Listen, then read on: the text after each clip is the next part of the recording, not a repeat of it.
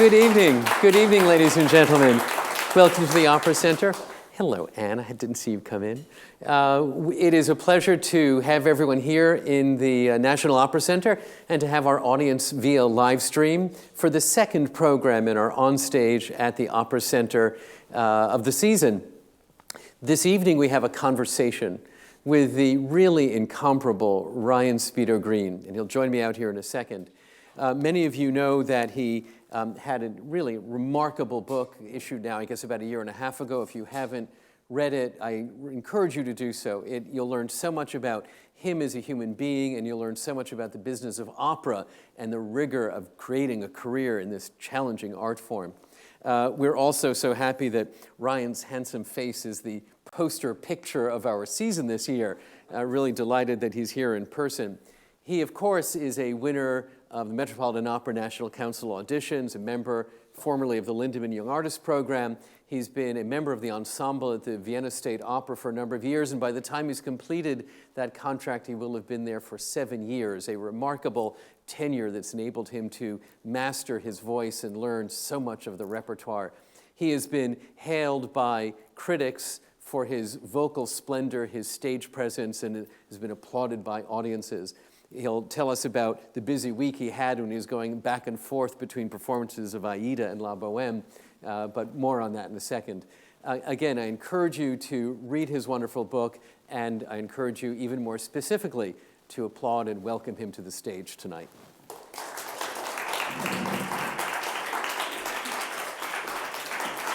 Sir, have a seat.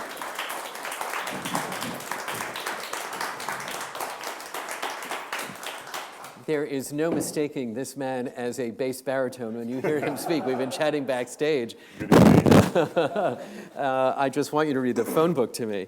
I always start my interviews by asking, who brought you to your first opera? Who brought me to my first opera? Well, when I think back to the day when I saw my first opera, it was the Government School for the Arts in Norfolk, Virginia. That took me to my first field trip to New York City, which was actually the reason why I was so excited about opera was because of New York City, and not because of the opera. And I'd never seen an opera before, and as I explained, you'll hear about it in the book. I thought opera was this like sort of caricature of a big fat white Viking lady breaking windows, and like the things you saw in Looney Tunes or all those kind of things back in the day.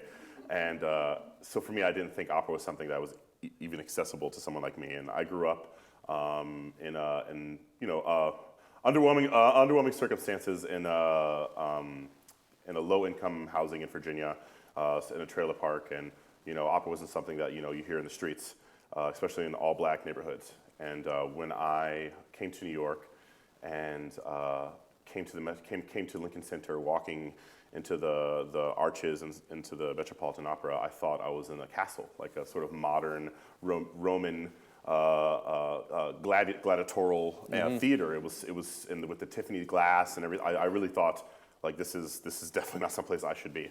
And when I sat in the audience and started to hear the music of Bizet's Carmen, I immediately recognized that, oh my gosh, I've heard this before. Mm-hmm. And throughout this opera, I was like, oh my gosh, I've heard this before. This is on so many movies that I've seen. This from the Habanera to the Toreador, and what made the opera so big for me, so life-changing and path-changing for me was that the person singing the lead role, the main character of Carmen, was played by the mezzo-soprano Denise Graves, and who's currently in Marnie at the Met, which all of you should go see, and seeing her on stage made me feel like I could see myself on stage, and the way that she, made me feel all of these emotions, and and they talk about how opera, you don't really need to understand the languages that they sing in to really get the feeling or get the story. That is the true definition of some of Denise Graves' performances. I didn't even look at my Figaro screen, mm-hmm. where it gave me the translation. I was so enthralled in everything that she was physically and vocally portraying to me. I didn't need it. I knew exactly what was happening. You said in the book, you were talking about ovations, and it was after the Toreador song. So I knew I wanted that feeling. some of it was all the masculinity of the song, and some of it was the ovation, but it was also about the language, how he bridged the gap of language between me and him with the music. And I just thought it was a beautiful sense of what we want to have happen in the opera house. Yeah, I mean, telling a story is what some of the best opera singers can do. You know, obviously having a great voice is a plus, but when you're in an opera like Carmen, or singing an opera like Carmen, which has been performed hundreds of thousands of times over its introduction to the world, you have to give something special. You have to give something that puts your staple on it. And I don't necessarily remember the singer who was singing the Toreador song, but I remember the feeling of after he was done, when he came after his entrance and singing his aria, which is his first entrance, and the bravado that happened, and the way that he just oozed out masculinity and superior athleticism and bravado, and every man on stage, every woman on stage eyes were on him, everybody's ears were on him. It was an amazing experience. And you left that experience saying to the teacher that you wanted to sing at the Metropolitan Opera. Yeah, when I left the Met, I was lucky enough to have been able to go backstage and meet Denise Graves, which is a huge opportunity at that time. Who embraced you. Who embraced me, who took pictures. I mean, I was 15 years old, you can imagine, she's a very beautiful woman. I was in love in many ways. And if you haven't been embraced by Denise Graves, it's an experience is an embrace. And she called me her boo, and I was like, okay, well, I guess I know what it feels like to be a man. And when I left the Met Opera, I was with my chorus teacher, who would become my voice teacher, Robert Brown, and I told him, I know what I want to do with my life. I want to sing at the Met. And this is coming from a boy who literally 5-6 hours before never envisioned himself pursuing music as a career. Yet after I saw this opera, I wanted to be on that stage with those people, telling stories, performing, and luckily enough, he did not tell me that that's impossible. Because at the time I couldn't read music, I had never played an instrument, I had never remembered a line on stage, nor had I ever sung in a foreign language. But he told me all of these things that I had to do, from going to college to doing a young artist program to studying instruments and practicing and and focusing on this. And I took note of it. And 9 years later, I had my debut at the Met. It's really remarkable. Now, you mentioned Denise, and in a way a role model. Here, a beautiful African-American woman on stage at the Metropolitan Opera. Are there other role models for you in your career? There are, and some of the role models that I have are not even musicians. I mean, I remember in 4th grade, I was in a special ed class for the worst of the worst kids, and I had a special ed teacher named Elizabeth Hughes, and she. And the first day that I met her, the way that I introduced myself to her is I threw my desk at her and told her I would not be taught by a white woman. But instead of sending me away, she took away my chair and told me I can learn from the floor. And when I'm ready to learn, I could have my chair and my desk back. But anyway, one of the next things she taught me in that class, and everybody in that class, white, black, Hispanic, Muslim, it didn't matter. She taught everyone the Martin Luther King Jr. I Have a Dream speech. And after the Pledge of Allegiance was used to do back in the day, we would recite that speech. And every kid in the class after the Pledge of Allegiance. And that became our mantra and our motto for our time in that class, that in this class, you would not be judged by the color of your skin, but by the content of your character. How you treat others is how we will treat you. And that stayed with me. And so wanting to pursue a career in opera, which is not necessarily a field that has been embracing all walks of life, and ethnicities and religions since the beginning, obviously, but it's been doing so in the last couple decades. I felt that I could do it. I felt like when I wanted to pursue this field, that people wouldn't look at the color of my skin, and that they would hear and see the talent and the drive that I have to be in this art form.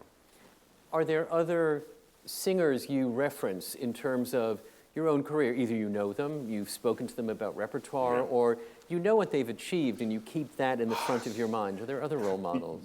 As the beauty of the internet and things like YouTube is, like, I was part of that first generation that really got into YouTube. And I remember in the late 90s, in the 2000s, when I started looking at opera, I had such a plethora. There was all these amazing opera fans who posted these, and I remember hearing for the first time Leontine Price, so not hearing it from a CD, but hearing it from seeing on a YouTube video of her farewell performance of Aida, or listening to George London sing pieces, or even listen to currently James Morris singing Wotan, or even now like being able to listen to Eric Owens perform numerous amounts of roles.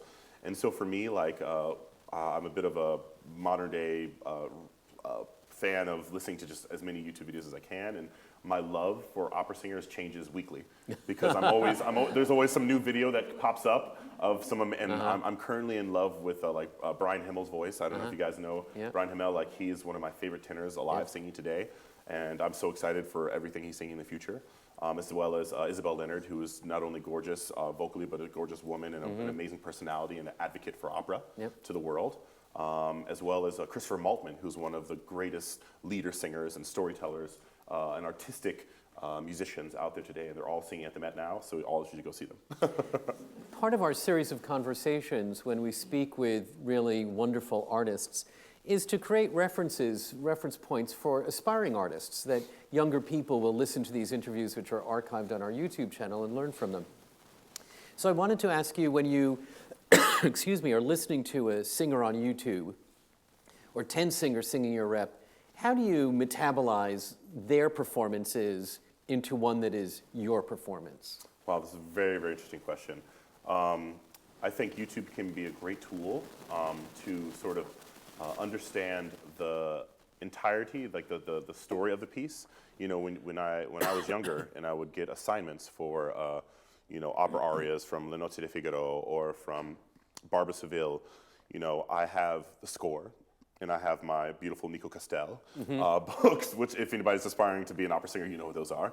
And I had my Italian dictionary, and and I also had librettos to be able to see the poetic and literal translations. But sometimes it's beneficial to see exactly what's happening story-wise, and you can go and rent a DVD or something from your local library. But it's very easy to go on your cell phone, and you can watch the Act 1 of Le Nozze di Figaro right there for free, and you can see multiple people singing. You can understand how does Figaro get so upset in his first aria, Se vo ballare. Like, what brings him to that point that he gets upset? You can actually see the duet, the happy duet, to the transition into the recitativo with Susanna, where Susanna tells him that the friend that you think the Count is, he's not actually a friend of yours. He wants to get with me. And then you see Figaro go through the process of realizing that the person that he works for and is trusted is not actually his friend, and that could crush someone, and it can make someone, and their first reaction is be anger. Instead of, and then at the end of it, you understand that he goes from anger to trying to thwart his plans. But there's a process that happens, and sometimes it's not just easy looking at words. It's good to see the whole story. Sure. Yeah. So that you're not just singing the aria for an audition, but you understand where it started and where it ends. Yeah. And when you have an audition, you have sometimes 10 to 15 minutes to give the judges or the auditioners or the panel an entire story, sometimes multiple stories, and if you can start that story having every weapon at your disposal, knowing the beginning to the end, and in the middle, you have a lot more to give. Getting back to what you were referring to before, where certainly your family and your neighbors did not understand this desire in a 15-year-old to be an opera singer. Yeah. And even when I had Eileen Perez here on the stage, and she was talking about being first generation going to college, and her family so proud that she was going to college, but wondering, you're going to college to be a musician? You go your first generation college to go get a real job. So there, from a socioeconomic point of view, is even in your closest circle, there's resistance to what you want to do. In your circumstance where opera is perceived as the white person's entertainment, it's not only socioeconomic, but it's racial. So is that a force that you really had to push against as a young person moving forward? I think for me, I was lucky in a way that I was introduced to opera in arts high school. Like, I went to a magnet school for the arts, and that was apart from my home school. And so I would, I would go to this arts high school for half the day. And during that half a day, I spent time with 20 to 35 kids whose entire desire was to learn about opera. And that kind of sort of safe haven or safe zone, I spent 4 years in. Every day that I went to school, I went there as well. So of course, I had this sort of oasis in the desert that I could go and explore the future that I wanted to have. But of course, I had to leave there and go to normal high school, where everyone would call me, my neighbor would call me an Oreo, or make fun of me because I wanted to, be in a white man's music field, and that I could better spin my voice singing in church, or doing something like that, or that the kids who were white in my school were like, oh, you're Speedo, you're okay because you're not like the black kids, and so I'm not only like being made fun of by the kids who are in my neighborhood, but also being told that I'm less than by the kids who are supposed to maybe not be that way. And it was tough, but I was very lucky that I got to be in a safe place that I could explore that, and I took that when I left, and just always thought about, I'm going to be there in like 16 hours. So once this day's over with, I wake up in the morning, I get to only spend 4 hours in school, and then I get to go be where I really want to be. When you first went to the Met as a 15-year-old, and there was that reaction of, I'm not sure I belong here. Yeah. And now it's 17, 18 years later, and you're going in the stage entrance, and everyone's saying good morning to you at the security gate. Do you feel you belong? Has belonging arrived? I mean, I'll say to anyone who has ever worked at the Met, when you work there, in the beginning you're sort of overwhelmed with not only the history of the Met, but the performances that you'll see currently on stage. And when I went there as a contestant or a finalist in the Metropolitan Opera National Council auditions, I will admit, I literally, I was afraid to touch the walls. I was afraid that I would burn, turn to ash because I was not worthy to be in there. But once I got into the Young Artist program and I spent more time there, I realized that everyone who works there, from the people at the security desk to the grandest singers on stage, it is a job, just like it is a job for everyone else, and it becomes home to some of those people, including myself. Like when I spent 3 years there, 365 days of the year, learning and honing and tuning my craft. And I became, instead of being afraid of it and nervous about it, I became enthralled and just more excited to learn another piece of the history, another piece of the culture and the people there, from the security guard to the crew in the back. I just want to talk to all of them and figure out why they love the Met as much as I do. It's wonderful, because I've experienced the same thing, and you just feel that you are all kindred spirits Yes. in this ship going someplace. Yes. Let's talk about competitions. So you won the Met National Council auditions, and most recently, and congratulations, received the Marian Anderson Award. In between, there were George London Award, Annenberg Grant, Gerda Listener Prize, Richard and Sarah Tucker grants. Of course, there's economic benefit to it, but what else do competition prizes mean to the young singer? Well, one thing two things out of this I have to emphasize.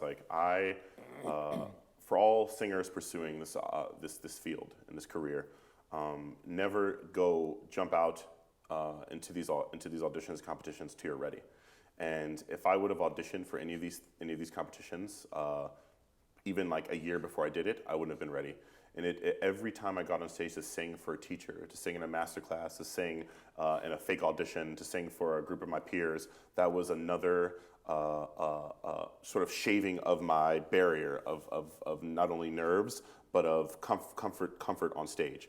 And there's to some people, including myself, auditions and competitions are scarier than performing an actual opera, because with an opera you have not only the makeup and the costumes and the sets and the orchestra and all this sort of foundation to stand upon to create a story, but you have rehearsal and time and a length to show everything you have. And with a competition and with auditions, you literally have 10 minutes and not in the most amazing setting. You know, people staring you down your throat, looking for every mistake you can make. Right. At least that's what you're thinking at the time.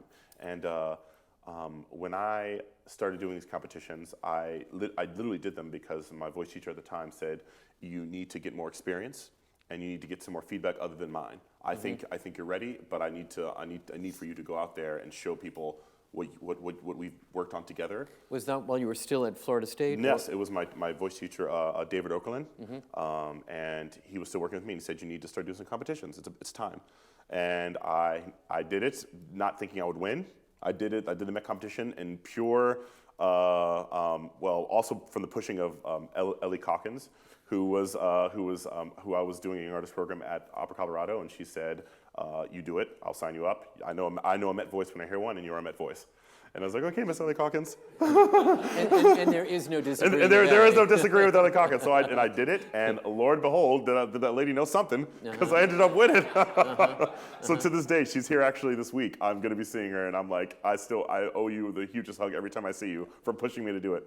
How wonderful. So you certainly develop a thick skin about going out, singing for people, delivering in 10 minutes. Yeah.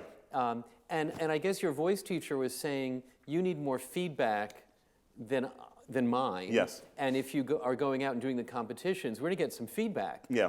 Do you not place? Do you win second? Do you win third? Do you actually win the first prize? So you were getting some really positive feedback from getting out there. But I tell you, even after I won the Met, which was the creme de la creme for me. I didn't do those other competitions, all those competitions I did after that. I waited, I think, almost a year and a half to do any more competitions, because once I got to the Met and Lindemann program, the coaches and the teachers there were told, they informed me that you're not ready to go to the next level. This competition was to find voices that have the potential to be Met voices. And that's what this competition is about. It's not about having the best singer. It's not about having the most seasoned singer. It's about having singers that could have potential to be Met voices. And you have a potential to be a Met voice. But we don't want you to throw you to the wolves for them to be like, okay, well, he still can't do double consonants. Yep. So I spent basically a year and a half of boot camp preparing myself to do the next level of actually having the fine tuning to win these next level competitions, which are about that fine tuning. And I was very blessed, and it's about timing as well. Like, who do you compete against? And I imagine if I competed against someone like Angela Meade, I probably wouldn't have won all those competitions. But every year is different, and I think as a young singer, I failed more times than I succeeded before I succeeded. Let me tell you, I bombed many auditions, didn't even get auditions because my tapes weren't good enough, my CDs weren't good enough. But it takes time, it takes practice, it takes failing, picking yourself up, figuring out why you failed, and being better at not doing that the next time. How do you keep the faith during those periods? Having a good circle of people. Your worst critic should be yourself. In my opinion, I will tell you, no one beats me up more than me. And if that's not true for you, then your skin might not be thick enough to handle other people's criticism. And this is a field of opinions. It's not a field of fact. Like football, soccer, baseball, all of these sports, all of these things that people enjoy watching, they're things of facts. Music and its interpretation is interpreted by the people who hear it and see it. And sometimes someone's going to hear you and think you're the greatest thing since sliced bread. And that same day, someone could hear in the audience and think you sound like an old frog. Yep. And I think that's important to know, that not everybody's opinion is correct, but it's an opinion. And you got to find people in your circle whose opinion you respect and whose criticism is going to be constructive, and it's not going to be to push you down, it's to build you up. I think that's incredibly important. Great advice. So you sang in Central City. I did. And at Wolf Trap. Yes. And we just learned that Kim is retiring. It's hard to imagine. I did my audition in this room for her, actually. Really? Yes. When I was I remember looking at her outside in the panel, and she was literally so nice and so kind to me, and I was like, "There's no way I could fail in this audition because I already feel so great." And her kind of spirit and personality is going to be sorely missed because there are few people in this world. Kim Whitman, for years, has run the Wolf Trap program, and she's just a great colleague, a fabulous person as a human being. So again, for the young singer, who is disappointed that she didn't get into the Vienna ensemble, or he's disappointed he didn't win the Met auditions. Still, singing at these smaller companies early in the career is very valuable. Yes, I don't give Opera Colorado enough credit, and I still to this day, so thankful that they gave me my first opportunity to do Young Artist Program. I went with them and I performed, I think, for over 30,000 children all over the state of Colorado and Wyoming, singing Hansel and Gretel and Romeo and Juliet. And then they gave me the opportunity to sing Colline on the main stage with an Ina Dukac, who's an amazing, who went on stage to the Met, I think 2 years ago, jumped in and was amazing for Butterfly. I'll never forget the opportunity they gave me. And in that same opera house, I met Ellie Calkins, who became one of my my mentors and my Colorado mom, as well as meeting people who invited me to Central City to sing that next summer. And it sort of started my professional career and helped lift me up to feel comfortable enough to do something like the Met competition. And I think those kind of companies are so essential to helping young artists build towards a professional career. Even doing Hansel and Gretel performances in front of school children. Because if you can sing in front of 300 10-year-olds who are screaming and yelling and laughing and still keep your composure, then heck, you can sing in front of 3,000 people at an opera house who are scrutinizing every move that you do. Yeah, and of course, someone like Kim, in particular, she's so good at, is an advocate. If she thinks you've done well, a whole lot of important people will know you did well. Exactly. And that those advocates are really important, those professional advocates. Are there other people who served in that capacity for you, of really picking up the phone and saying, you got to hear this man? It's ironically enough, it's those kind of people never really tell you they're doing it. Yeah. And then so for me, I know I have a lot of people in my life to be thankful for, that I've gotten the opportunities that I've gotten, including the Vienna State Opera and the Metropolitan Opera and Houston Grand Opera and all these amazing Ravinia to Tanglewood to all these amazing places I've sung at. I know I have someone on the other opposite end who's not only my manager, Adam Cavagnaro and Matthew Horner, but also people from the Lindemann program, maybe from my college, my professors from undergrad, or maybe even a patron of the arts who's heard me and wanted to shout my name to the director of some company. There are a lot of people behind the scenes who make opportunities for singers like me happen. And I'm gonna say thank you out there, whoever's watching. If you are those people. The lesson is be nice. Be nice. I tell young singers, having a phenomenal voice is one thing. There are a lot of people out there with phenomenal voices, but being a good colleague and a good friend to people is even better. For me, it's better in my career if people remember me as someone who's fun to work with, who not only produced good stuff on stage, but produced good stuff off stage.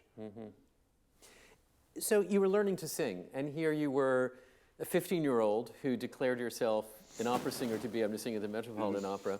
And there had to have been breakthrough moments where suddenly it lined up differently today than it did yesterday. And, I'm getting it. Do you have recollection of a couple of breakthrough moments? Yeah, there are various variations of my breakthrough moments. I'm gonna be honest with you. The one that stands out to me, one of my first breakthroughs. At 15, I knew that I wanted to be a Metropolitan Opera singer, but yet I didn't know how to sing. So, I had some hurdles to get over. And at the time, also at puberty, which was great for a boy tenor. And I remember I went through a transition at the Government School of the Arts where my time there was almost going to be limited because I was struggling academically and struggling vocally. And the voice teacher who was teaching me didn't really think that I had a future, which can happen to some students. But the man I spoke to earlier, my chorus teacher, Robert Brown, took it upon himself to fight for me and say that he will be my voice teacher, even though he was the one who taught advanced students. And I was not an advanced student. He took it upon himself to make sure that I did not get kicked out of school, because he knew that if I left that school, I would end up on the streets. And he so believed in my dream that he wanted to do everything he could to help me get there. And so afterwards, he worked with me tirelessly We had 1 lesson a week, but somehow I ended up with 4 lessons a week. Right. And then, and of course, I had no time for these lessons because I had school, and so he said, you have to stay after school. But then my mother told him she could not pay for lessons, and so he's like, okay, I'll take care of it. He goes, you don't have to pay, just have to pick him up. And then she's like, oh, well, I can't pick him up because I have to work 3 jobs.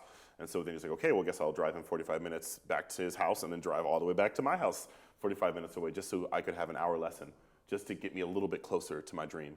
And I will never forget my second year in the Government School for the Arts. We had a spring concert, I believe, and I had been working on one aria for like, oh my gosh, must have been like 11 months. it was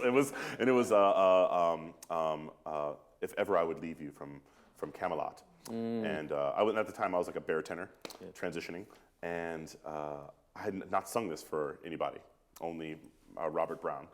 In a practice room for months and months and months.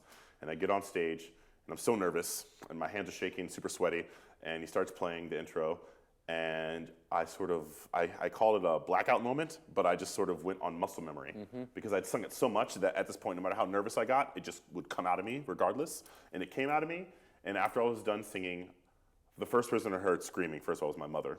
And she screamed so loud that I'm pretty sure everyone else had to scream because they're like, okay, this is this. And she screamed and my mom and everyone in the audience stood up and gave me a standing ovation. And I looked over and Robert Brown had a tear in his eye. And I walked off stage and he grabbed me. He's like, you better always sing like that, boy. And that's when I realized maybe I have a chance in this field. A breakthrough moment. Yeah. And the whole story about Robert Brown is in the book, and it's an incredible story. In your book, you also talk about your study as a Lindemann artist, with Marc Oswald as your voice teacher, and Ken Noda sort of as your coach. And the book details how they worked every detail, vocally, every vowel, every note, and the range in every vowel. Do you still have a voice teacher? Yes. So Marc Oswald is still my voice teacher. Okay. And I actually met with him last week, 2 weeks ago, to work on my recital. And every time I come to New York, I call it like a checkup. And I think it's voice teachers. You should always, every good singer has a voice teacher, maybe multiple voice teachers, and it has a good coach to work with as well to always keep you on track. Because in this field, you're always singing different rep. At least you hope you're singing different rep, and different rep requires sometimes different technique. And my tenure currently at the Vienna State Opera, I could sing in like 4 or 5 different languages in 3 weeks. And to be able to do that yearly, you have to keep your vocal health and stability up. And Marc Oswald is not only my voice teacher, but he's kind of my psychiatrist at the same time. Voice teachers are. Oh, they really voice are. Teachers are. And I'm sure I'm not the worst, but it's so important to have a voice teacher that you feel comfortable being at your worst, but as well as someone who can that you see in the future helping you not only have connections in the opera world, but have someone you can have a shoulder to lean on, because those moments when you do fail, or you do have a bad audition, or you don't get that call back, you're gonna have to talk to someone about it, and you're gonna have to figure out what you can do better, and you need to be able to go to someone like Marc Oswald, like a Ken Noda, to be able to work out those artistic problems. You're still young for your voice type. Very young. So, rub it in. So, Hey, you have more hair than me. Is your voice still moving around? Yeah, I mean, I'm a bass baritone, and I will tell you that my last role when I was 22 years old was Prince Danilo in The Merry Widow. And if you guys know what that piece is, it's a baritone role. So I've not been a bass that long. And I think, what I've been told and what I studied is that the male voice is a very interesting thing. Unlike a female voice, and in puberty, a woman always matures quicker than a male. It's the same way vocally. Like a man's voice is not fully developed till he's in his late 30s, and sometimes even 40s. A man's voice finally fills out. And that's why some of the greatest basses and baritones we know, their prime was not their early 30s or even their late 30s. Sometimes it's their late 40s, early 50s is when their prime is. And I'm thinking of some of the singers like Ferruccio Farinetto and Bryn Terfel and Dmitri Hvarostovsky, and these sort of singers that their prime was their late 40s, early, even though they had been singing since their 20s and 30s. And I'm very lucky to be able to, sing at the level I'm singing in the places I've sung at at 32 years old, and I'm so excited for my future and what my future will bring. Voice moving up, moving down, darkening, doing different things? I mean, well, I have a 1-year-old child, so my voice changes quite frequently. How much sleep have you had? How much sleep I get, yes. So currently, I'm a bass baritone, but after some, more sleep, maybe I'll be a tenor. Who knows? Yeah. So repertoire, you sing Sarastro. Yeah. And Dr. Bartolo and the Barber of Seville. I sing Don Basilio. Don Basilio, yeah. sorry. And those are not roles that are frequently sung by the same person. No, but as well as singing those, I mean, I sing things like Fasolt and Rheingold, or I've also sung Escamillo in Carmen. So, but I've also sung Zuniga in Carmen. So I've done both of those roles, and I think I feel very blessed to have versatility in my voice to be able to do things like Sarastro and things like Escamillo. But if you look at some of the greatest basses that we've had in the U.S., I mean, looking at Sam Raimi could sing some of the lowest notes that you've ever heard, but also sing things like Escamillo higher and doing high notes and G's and A's that you never expect a bass to sing. Yeah. So it takes. I'm very lucky that I have Marc A working with me, who's one of the great baritones that sing at the Met, working with me on my versatility, both in my low and my high. Tell us what you've been doing at the Met, where I mentioned earlier in the introduction, doing Bohème and Aida. What happened there? So, one of the beautiful things about being an opera singer is the opportunities to jump in. And you have to be, when people think of covering, you have to really take covering seriously. And I'm lucky that at the Vienna State Opera, I'm covering at least one role a week, as well as singing a role. So, and I think back to my first year at the Vienna State Opera. I sang, I think, 5 or 6 roles in 3 weeks, and 3 of them were my covers. Were covers that I had to jump in because the guy who was singing those 3 roles had an illness, and so I had to step up and sing those 3 roles, which I had never sung before in my life, and sing those while singing other roles. And it taught me, first of all, that I'm capable of doing more than I thought I could, and it also taught me how to save your voice, how to sing multiple styles of singing. And I think I sing in 4 languages. I sing in a Russian opera, an Italian opera, a German opera. I sing in a Wagner opera, a Puccini opera, a Verdi opera, a Mozart opera, and Lady Macbeth from Minsk. So I did all of these roles at the same time. So, I've been ready for this kind of moment at the Met for a while. And so this year they allowed me to sing The King and Aida, as well as cover Colline in La Bohème, which I had sung the year prior. And I sang Aida Tuesday, and it went really well and I hope all of you have seen it, with Anna Trebko and Anita. It's amazing. And Wednesday, one of the singer who was singing Colline, he had a death in the family, and he couldn't sing that night. And so they asked me to come and sing it, and I was like, sure. At what time of day? It was in the afternoon, but regardless, I was ready to go. Like majority, a lot of people don't know this, but when you're going to productions at the Met, there's a green room in the artist area, and usually in that green room is the cover for every one of those singers. Who they sit there ready to go at a moment's notice, because anything in the Met stage, on any major stage, anything could happen. And the Met's one of the houses that's blessed to be able to have the finances to have a cover in-house at that time. Because in Europe, some of these houses, if a singer crashes and burns or has a sudden illness on stage, they don't have someone to come on immediately and take that part. And it can be tragic for the audience who has to go home. So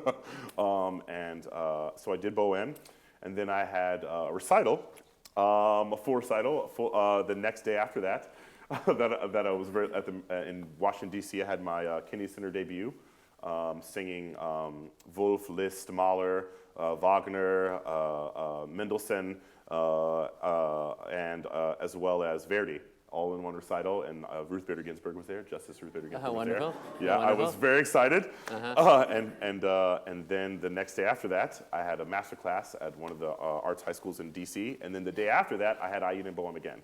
So it was a very full week. Aida and Bohème the same day? Yes. Okay. Yes. So it was one of the most awesome weeks and fulfilling weeks musically. Because for me, I love it. I love the challenge, and I love the opportunity to get on stage and sing. And I look for more opportunities like that in the future. Wow. And I noticed that the recital, because the Marian Anderson Award, you have to do a recital. Yeah. And you also are doing recital in Dayton Yes. later this month? Next year. It's going to be in March. Okay. And you've done a recital at Ravinia very Yes. successfully.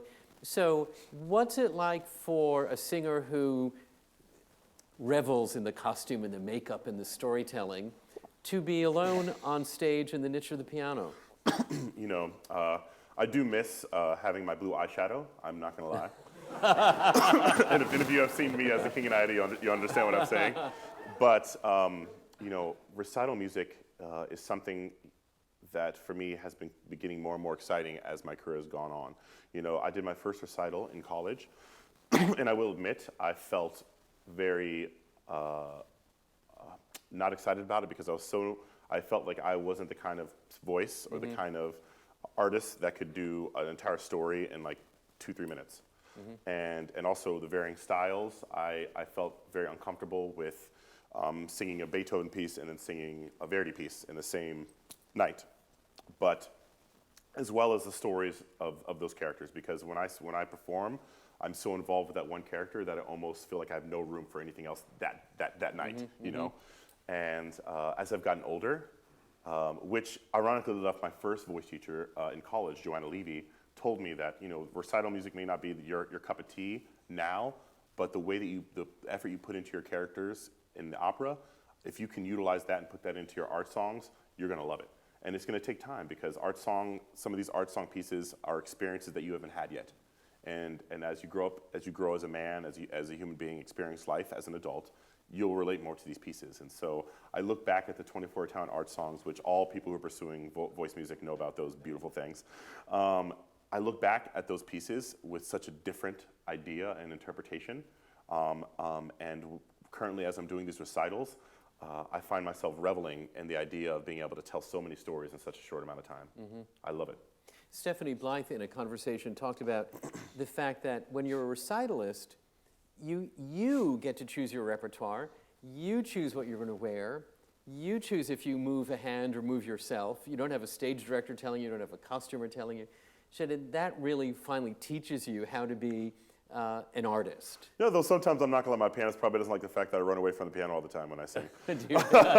I'm a mover, like in anything in life. I love to just run around the stage, and maybe that makes my recitals a little more interesting. I don't know, but I think, you know, for me, I've performed some of these pieces now multiple times that I sing in my recital, and every time I come back with my pianist, who's currently Adam Nielsen, who's an amazing pianist. I meet with him and we discover new things. I remember recently when we went to the Marian Anderson, when we did the recital at the Kidney Center, one of my favorite pieces, the Wolf Michelangelo Lieder, I think it was the second piece, Alles endet, was entsteht, which is like this really bleak piece about the finality of death. And I'd done for some reason I'd done a little more research on Wolf at the time. And Wolf, when he wrote these pieces, these are the last pieces that he wrote before he was sent to an insane asylum. And so I really thought about why are these pieces so different, especially this piece about death, you know, like being this, it's so bleak and it's so different from the romantic pieces that Wolf wrote or these adventurous pieces that Wolf wrote. And I looked at this second piece and I was like, this time I'm going to perform it with as little movement as possible, especially because before this recital I do so much movement. And I literally stood there in the curve of the piano with my hands folded up, sort of like in a coffin position, and I tried to sing this and imagine being in a coffin and the bleakness of this moment of knowing that there's nothing after death, and how this would feel. And people in the audience, you could hear a pin drop of just it was amazing. Yeah, an experiment. It was an experiment. Yeah, people didn't see it coming, and I loved it. Europe. So you've been living in Vienna. Yeah. And cooking in Vienna, yes. which I know you like to do. As you can see. And it's, of course, given you an extraordinary opportunity to sing repertoire at Vienna State Opera, good casting, pretty good orchestra, good acoustics. So what an amazing life experience that is. Have you, and here you're back in New York, do you have a sense of, Europe is a more comfortable place for you to be in your opera work? Do you miss the United States? What's it like coming back to New York? That's a great question. For me and my family, Europe is really, as an artist, it's very awesome. The benefits that you get as an artist in Europe are unparalleled. The fact that my wife gets to go on maternity leave for 2 years. And that's, as crazy as that sounds, it's not too crazy in Europe. It's it's normal for a woman to be able to be at home with her newborn baby, but not so much here. But the things that I have to say that keep me attached to Vienna is the performance opportunities. There are in Vienna alone, I think there are 3 or 4 opera houses. Not to mention the amount of orchestras that exist there. And Vienna is a special place in its own right because it is the classical music capital of Europe. Yeah. And to be lucky enough to have worked there at the greatest opera house in Vienna, I couldn't turn it down, and it's allowed me to perform operas that honestly I probably wouldn't be able to do in the style that it's done, and allowing me to have the opportunity to cover some of the greatest artists, René Pape to Brent Terfel, and be able to learn from them just by covering and being there, and the amount of times I get to do it is so different. Yeah. But when I come back to the States, I'm not gonna lie, it feels like I'm coming home. And when I step into that that backstage door of the Met, and the security guard says hello to me, and I sort of melt. And when I get to see all the coaches and the crew and the directors and the conductors and the singers that I've beloved here in the United States, there's no feeling like it. I'm glad to hear you say that. That's good for us. And you brought up your wife and a new baby, year-old. How does a busy opera singer balance family life? Day of performance, rehearsal, being careful about your voice. How do you make that work? Again, this is my first child, so I'll tell you after a couple of years. But it's definitely a huge change. I remember this tenor at the Wiener Staatsoper. He's a Viennese tenor. He has a 7-year-old girl, and he told me, Speedo, just be prepared to be sick a lot. And I'm like, what do you mean? He's like, once your kid leaves the house and they get around other children, your immune system will be irrelevant. Because there's nothing like kid germs. And he told me this, and I was like, oh yeah, of course. And of course, my son is still living at home, so he's not really around a lot, but he came to New York, and New York is full of germs. And literally the week that he got here, he got sick. And then, of course, my wife got sick. And then, of course, I got sick. Yeah. And then my baby got sick again. And it was like a circle of sickness that happened for 2-3 weeks. And so I just basically quarantined myself in a corner of my apartment, drinking tea and taking emergency. But it worked, and I got better. And I think, I want to be a part of my son's life as much as possible. And if that means sacrificing a little bit of my health, a little bit of my voice so I can be there and be the father that I want to be, I'll do it. And for me, there's nothing more important than family. What's it like having your whole life out in front of everyone in a book, on radio, on television interviews? I'm not going to lie. When Daniel Bergner, who's the author of Sing for Your Life, approached me about my story, I told him there's nothing to tell. I told him I don't really have a story. And he's like, that's the true sign of someone who has a story. And he hunted me down, after I avoided him like the plague, and eventually convinced me to have a little bit of a conversation. Of course, he convinced me with food, and I talked to him, and our 45 minutes turned into 3 hours, turned into 2 weeks, turned into 3 months, turned into 5 years. And as I realized through him and through talking about it, that what I did wasn't something that is normal, wasn't something that is everyday life. I became more proud of what I've accomplished. I became more focused on the fact that I have no excuse not to succeed if I got this far. And I put myself, I became even more of my worst enemy because I wanted to own up to the belief that that Daniel was believing in me, thinking that I was accomplishing something when I at the time didn't feel I was. So I wanted to be the person that he thought I was, but at the same time realized that I was already that person. And it took time. It was therapeutic as well as humbling. especially to realize, my relationships with the people that I love and care about are, were worse or better than what I thought they were. Mm-hmm. But at the same time, when people started reading the story, including my wife, she wasn't my wife then, but when she was reading it and seeing different sides of me, when she became more proud of me, mm-hmm. and when people who are pursuing the art form came to me and told me your book was so inspiring, and I really feel that I, my decisions were right in pursuing this career. There's nothing like that. Or when I go to speak to the youth, young people who are incarcerated like I was, who tell me that I didn't know that I could go to college till I read your book. I didn't know that, that I could have a bad home life and feel the way I feel about myself and still be able to accomplish something in life. And it leaves you naked, a lot of people know more about me than I want them to know in initial meeting of me. Yeah. But I hope that people understand the book is about, it's not only about me, but it's also about the beauty of educators and the beauty of kindness to people. The people that really changed my life were not my immediate family members. They were strangers, who saw something in me, who saw a wanting to better myself and to be someone and to be a productive member of society, and they helped me find my path and find my way. And of course, I had to do the work to get there, but they opened the door for me to try and pursue it. And I'm very thankful and very blessed to have that. Something we all have the capacity to do. We can make the world a better place. We can, as with people a kind made it word. better for you. Yeah. Well, you can tell that this conversation could go on for 3 hours.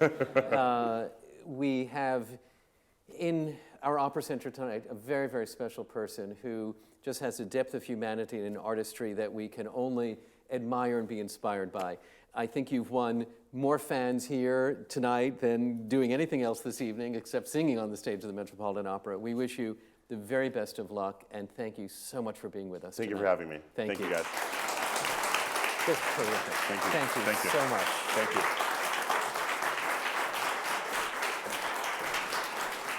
Thank you. Ladies and gentlemen, we are having a reception up on the 8th floor. So you're all invited to come and enjoy a little bit of